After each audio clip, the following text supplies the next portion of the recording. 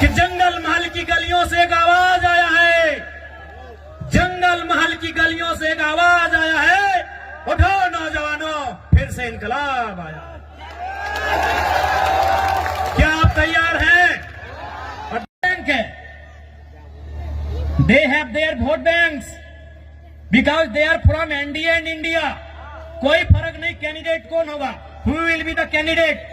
आप इंडिया से हैं, इंडिया गठबंधन से हैं, ये लोग आपको वोट करेंगे। आप एनडीए से हैं, ये लोग आपको वोट करेंगे।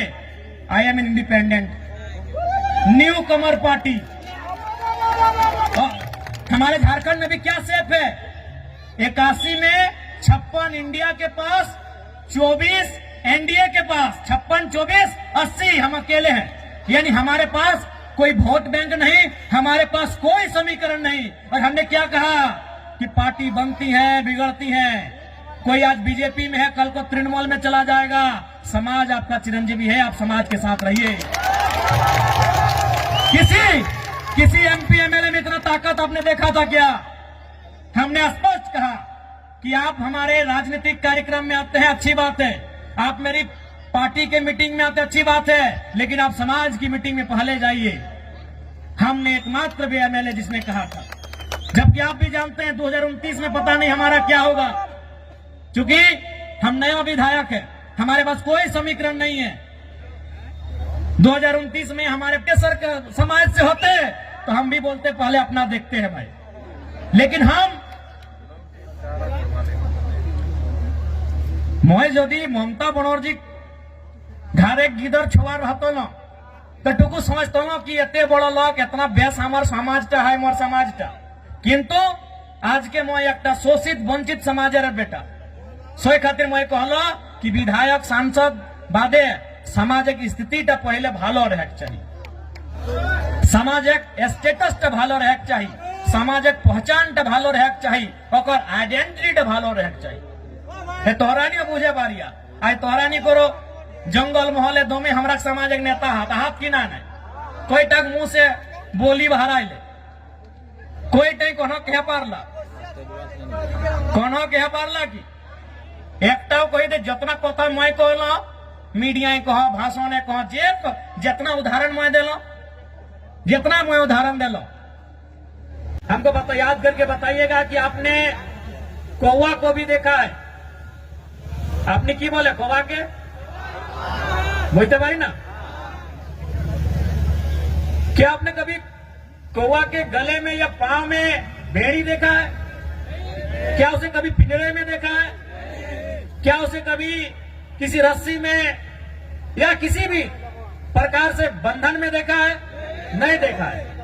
आपने क्यों कौवा के बंधन देखे छी ना? क्यों नहीं देखा है?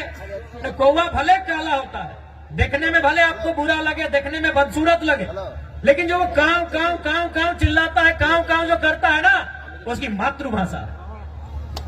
और जो मातृभाषा बोलते हैं, मातृभाषा यानी हमारी मातृभाषा, हमारी परंपरा, हमारी संस्कृति, जो मातृभाषा बोलते हैं वो कभी गुलाम नहीं होता, उन्हें कभी कोई गुलाम नहीं बनाता। आपने सुगा क्यों देखे थी? आपने सुगा ही बोली ना, सुगा तोता पैरट देखने में बड़ा सुंदर होता है, पंख भी सुंदर होता है, चोंच भी सुंदर होता है और आवाज भी सुंदर होता है। लेकिन आपने क्या देखा होगा कि लोग उसे पकड़ते हैं, पहले उसके की बोली डंका काना सबसे पहले उसको तोड़ देते हैं, पांव में भी जरूरत पड़े तो एक दो उसका तोड़ देते हैं और उसको भर के कहां रखते हैं? लोहे के पिंजरे में। भले उसको खाने के लिए चना दे, मूंगफली दे, लेकिन उसको गुलाम बना के रखते हैं। रखता है कि नहीं?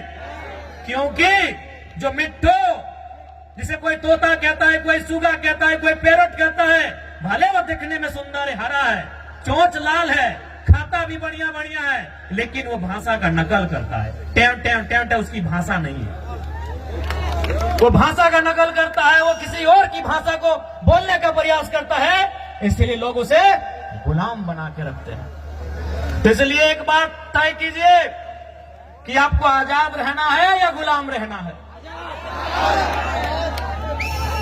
तो भैया अगर आजाद उसको वे की तरह अपनी संस्कृति, अपनी परंपरा, अपनी आइडेंटिटी, अपनी पहचान, उसके साथ आपको जीना होगा। तो क्या ये नौजवान पीढ़ी जो हमारा आने वाला भविष्य है, क्या वो आज के इस कार्यक्रम के माध्यम से ये प्रतिज्ञा लेंगे कि आप अपनी परंपरा, अपनी संस्कृति, अपनी मातृभाषा को बचाएंगे? क्या आप प्रतिज्ञा लेंगे? क्या आप अपने सामाजिक कार्यक्रमों को, अपने सामाजिक आंदोलन को आगे बढ़ाएंगे? क्या आप प्रतिज्ञा लेते हैं?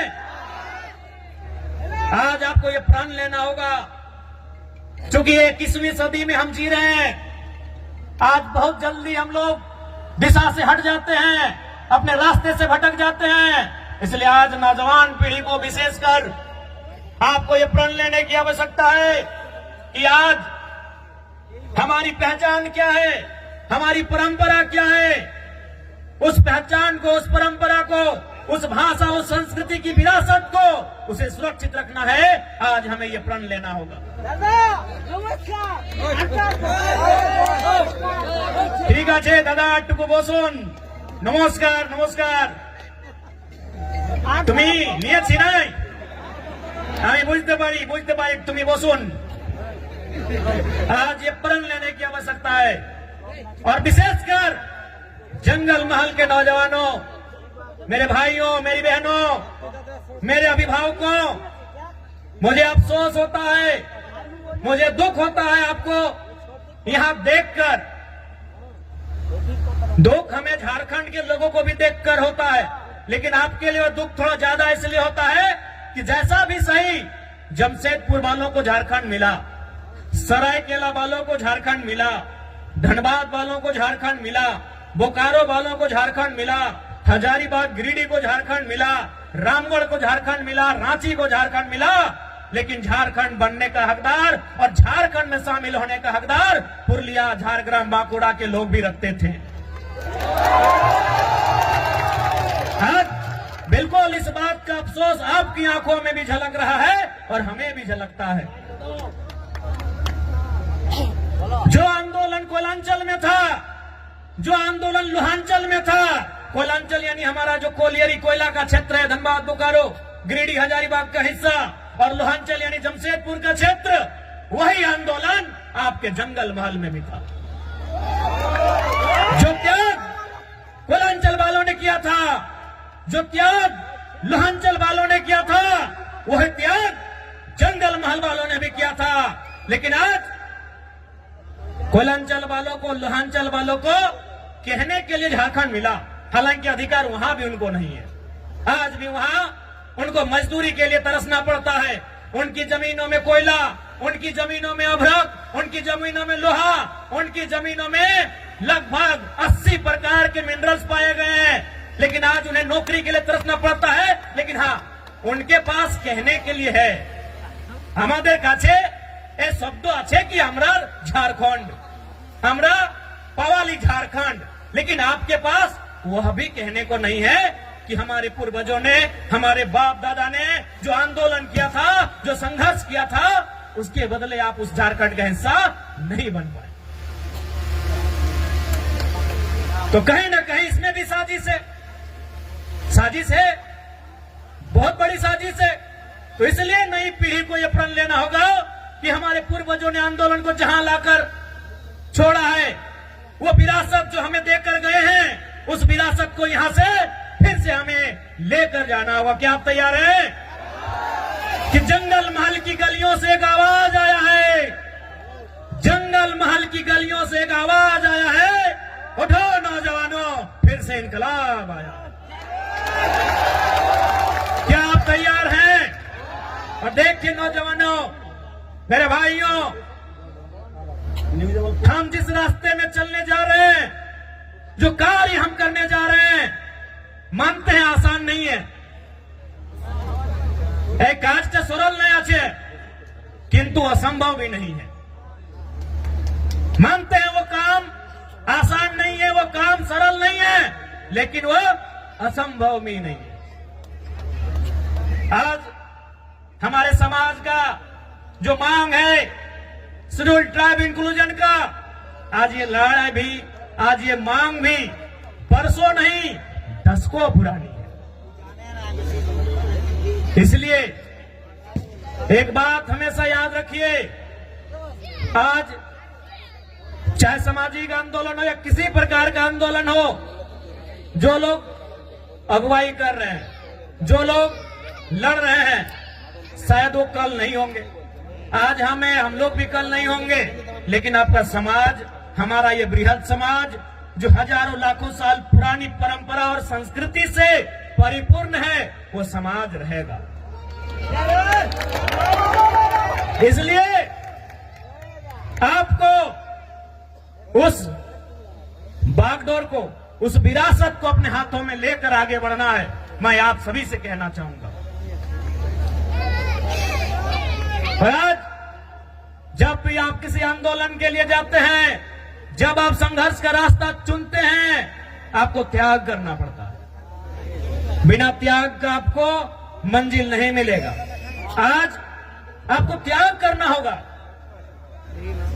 आप कहेंगे कि हमें भोग कर रास्ता भी चुनना है, हमें ऐसो आराम का भी रास्ता चुनना है, और हमें मंजिल की ओर भी जाना है, हमें अपने सपनों को भी साकार करना है, तो संभव नहीं, आपको त्याग करना होगा।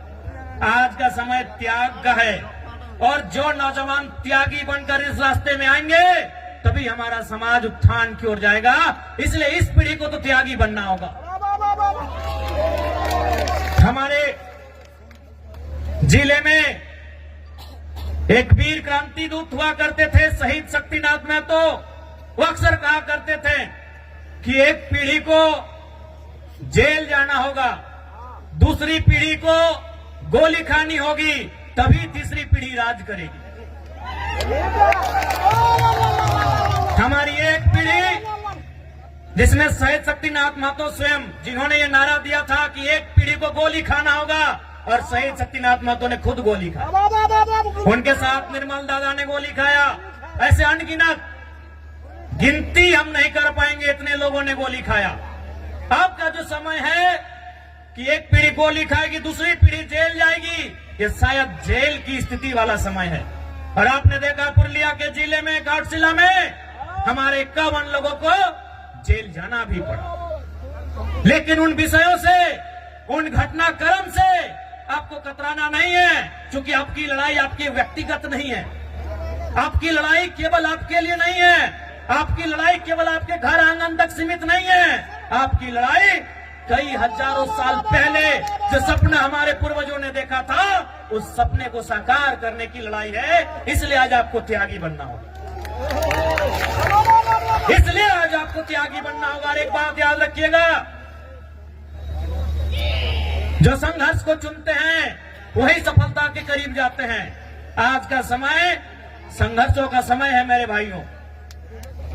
जो भी पर्व हम लोग मनाते हैं, उसका एक संदेश होता है। हमारे जो तो पर्व आछे, जो तो त्योहार आछे, ওদের ভিতর একটা মেসেজ আছে, সন্দেশ আছে কি আর মানে কি, এই কাজটা আমাদের পূর্বজ কি জন্য করেছে, এই কাজটা কেনে, এই বরদ খুঁটা কেনে, এই কাড়া খুঁটা কেনে, এই টুসু কেনে, এই করম কেনে, জিতিয়া পরব কেনে, এই কোনো না কোনো ওদের ভিতরে একটা মেসেজ আছে। তো বরদ খুঁটার মানে কি সবাই জানি कि আমরা चासा लोग माने की न, सावन महीना का जो समय होता है हम वो खेती बाड़ी करते हैं, धान लगाते हैं, हार जोतते हैं। इधर भी वही टाइम होता है ना। अब मार्च में नहीं ना करते हैं, मैं 2-4 खेत देखे थे हमारी तरफ। यानी हम सावन महीना, जिसे हम लोग अंग्रेजी के कैलेंडर में जुलाई अगस्त के आसपास कहेंगे, यानी उस समय हम क्या करते हैं, हल चलाते हैं और खेत में धान लगाते हैं, और मूल हमारा संबंध धान से। उसके बाद का जो समय होता है सितंबर आधा, अक्टूबर पूरा, और थोड़ा सा नवंबर, यानी 1.5-2 महीना क्या होता है कि हमारा जो बरद है, काड़ा है, उसको रिलैक्स हो जाता है। तो भाई रिलैक्स हो जाता है तो उसको हम लोग क्या करते हैं, इस त्योहार में उसको पहले तेल लगाते हैं। हमरा की करी वाक्य तेल मखाए कहे ना, तेल किसको मखाया जाता है, लगाया जाता है, जो थका हारा होता है। आज के यदि हमारे घरे यदि बाड़ी कोनो पहुना आसे, कोनो कुटुंब आसे, तो हम उनको क्या करते हैं कि बैठिए थोड़ा तेल लगा देते हैं, भाई आप बहुत दूर थक के आए हैं। तो तेल किसको लगाया जाता है, जो थका होता है, तो हमारा जो बरद है, कड़ा है, ये सावन महीना में इसको जोतते जोतते नारते नारते ये थोड़ा थका है। अब इसको तेल लगा के बोल रहे भाई थोड़ा सा तुम अब तंदुरुस्त हो जाओ, तुम थोड़ा सा फिट फाट हो जाओ। कहे ना फिर अब आ रहा है कार्तिक और अगन का महीना कि धान काटना है और फिर तुमको गाड़ा गाड़ी में लोड करके घर पहुंचाना है। अब धान काटने के बाद फिर बरद गाड़ी में लोड करके घर भी पहुंचाना है और माड़ा भी रहना है, धान खिजाना भी है। तो इसीलिए इसको तेल लगाते हैं कि तुम अब या तुमको फिर से तैयार हो जाओ। এই আমি এটাই না জিজ্ঞাসা করেছি কি ভাই কোনো না কোনো আমাদের त्योहार আমাদের পরব মেসেज আছে, तो मैसेज की ना हम आपको तेल लगा दिया फिटफाट और अभी खूंटा भी कहे कि उसको गुस्सा दिला रहे हैं कि भाई तुम और गुस्सा हो जाओ, तुम ही रागे तुम ही रिझे। कहे ना इसी गुस्सा के साथ मेरा खेत से धान उठाना, हम लोग का खेत भाई सबका आधा खेत आसान नहीं है। कुड़मीर खेत से धान उठाए के लाना आसान है कि? तो वही उसको गुस्सा दिलाते हैं, सूप से मंदिर बजा के ऐसे मैंने उसको हलकार के कि भाई हाँ तुम गुस्सा करो, तुम गुस्सा करो, हम चाहते हैं तुम गुस्सा करो, और उस गुस्सा के बदले जब हम धान खेत में तुमको नारेंगे फिर उठा के उसको बाहर लेके आना है। तो ये है हमारे बरद खुटा करने का हम पीछे हमारे पूर्वजों का मतलब कि पहले तेल लगा के तुमको तरोताजा करेंगे। क्या कि सावन महीना के बाद तुम कुछ काम नहीं किया है, तुम आराम से घर में बैठा है और सावन महीना के बाद हरा हरा घास मिलता है और जितना बढ़िया बढ़िया खाना खाने पर थोड़ा आदमी आलसी हो जाता है, तो इन लोग भी आलसी हो गया थोड़ा। तो इसीलिए अब फिर से आ गया है टाइम कार्तिक महीना का, अगहन महीना का। अब इन लोग को